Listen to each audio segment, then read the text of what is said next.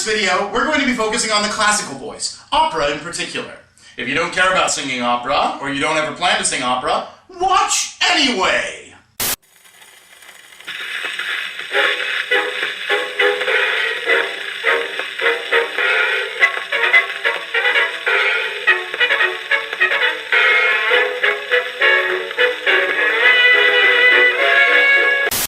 Opera singer, you will be asked to sing in way too many languages that you will have little or no fluency in.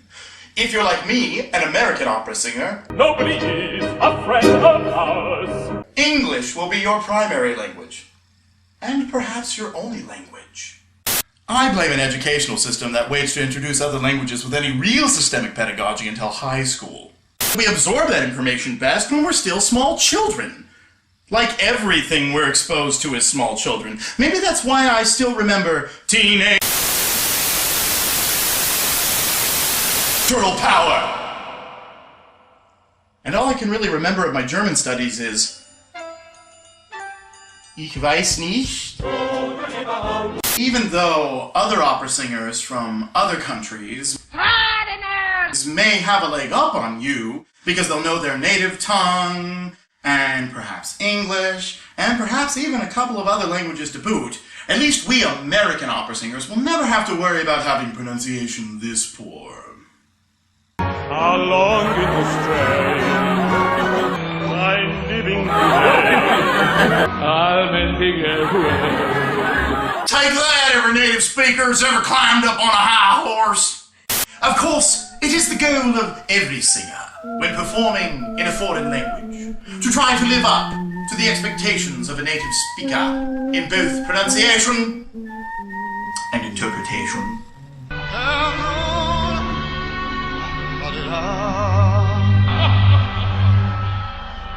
How can this goal be achieved, you might ask? I would answer by using pronunciation and translation resources. Or is it resources? Now, when I first went to university, bright-eyed little optimist, hopping from one class to the next, spending money hand over fist on textbooks I would never use in the real world of vocal performance. Our bookstore had no translation resources, save for a few foreign language to English dictionaries. You see, back in the 20th century, we had to look elsewhere.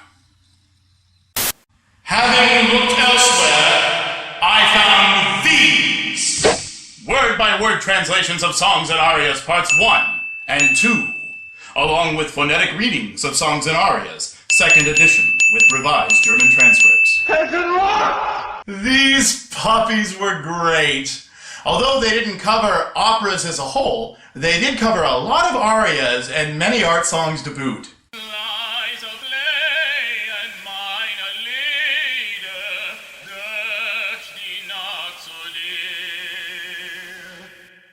They covered Italian, German, French, and made passing my vocal juries a breeze.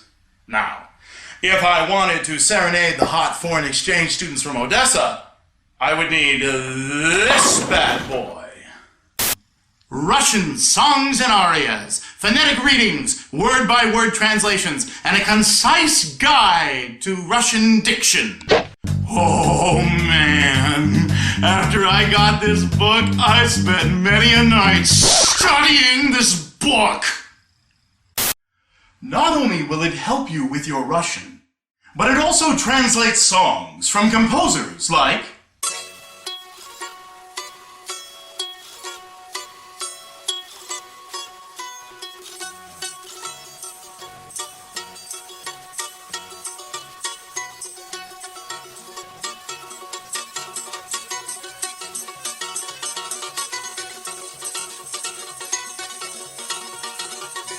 Now that I am grown up, so too has the world of operatic libretti translation literature. Behold, my friends, the Holy Grail, the Tome of Tones. Translation books by Nico Castell. I said Nico Castell. Oh, how I love to play with me. The man is a genius. Black Chris. Have some. No thanks, Nico. I'm going to talk about your awesome translation books now. This is my personal collection.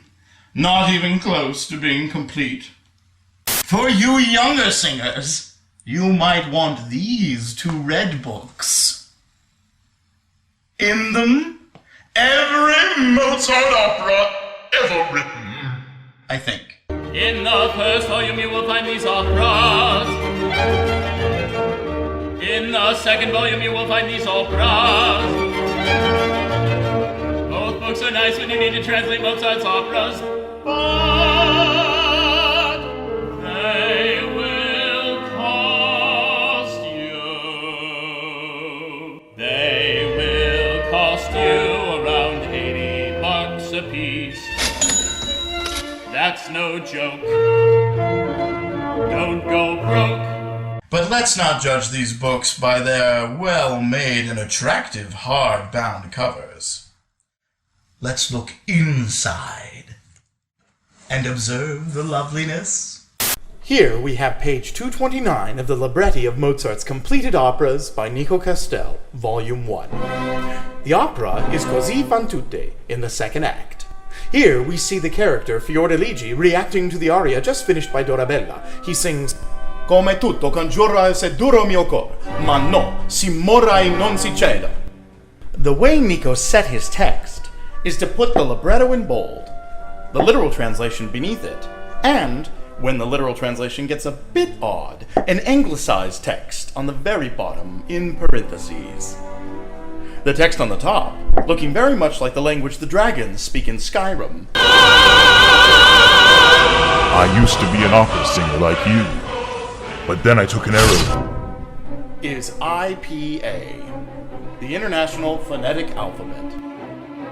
This is the way that a singer ends up singing with decent pronunciation to the ears of a native speaker.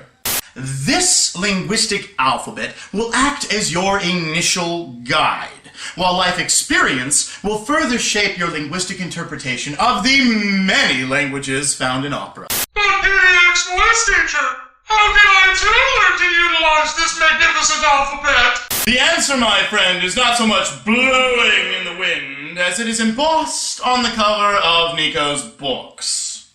Edited by Marcy Stapp. Marcy Stapp, aside from editing some of the finest resource books I have ever read, has written this gem.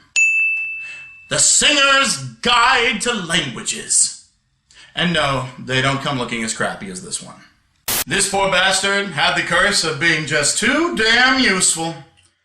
Torn through for the knowledge locked away in its pages, stained with coffee, red wine. Or is that my blood? I don't know what that is.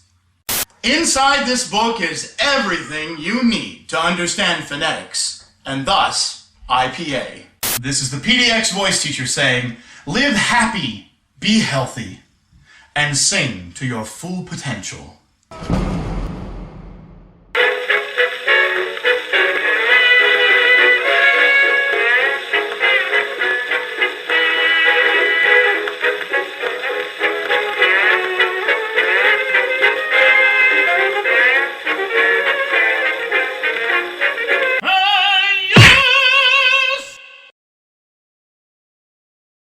Oh, truly, truly, truly, yes, I am a real king. Am I not? No, Nico.